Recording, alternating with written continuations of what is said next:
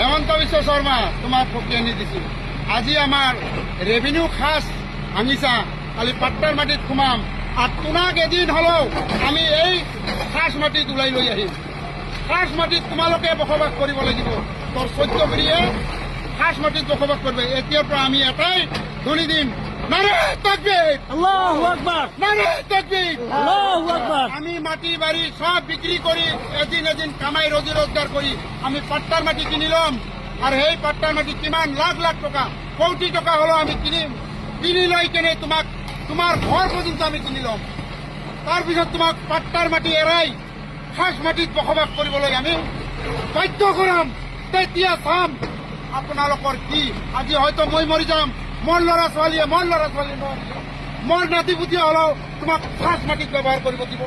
ইয়াৰ কাৰণে আমি বাধ্য হ'ম, আমি বাধ্যতা কৰিম। আৰু জি আই প্ৰশাসন লগাই দি আমাৰ যিটো অত্যাচাৰ কৰি আছা, সৰু সৰু ল'ৰা ছোৱালী মাকৰ গাখীৰ খায়, নান্দৰ কুঁৱাৰ পানী দমকল গোটেইখিনি ভাঙি দি আছে। পানী খোৱা পৰ্যন্ত আপোনালোকে ব্যৱস্থা কৰি দিছে।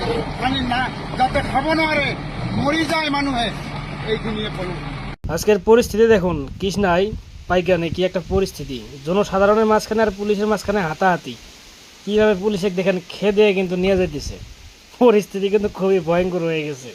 তার মানে এই ঘটনাটা ঘটছিল, তার মানে ইউটিউবারে কিংবা মানুষকে একটু সাহায্য করতে যায়, সেই রাস্তাটা সম্ভবত মানে ভেঙে দেওয়ার জন্য কিন্তু পাবলিক খেপে গেছে।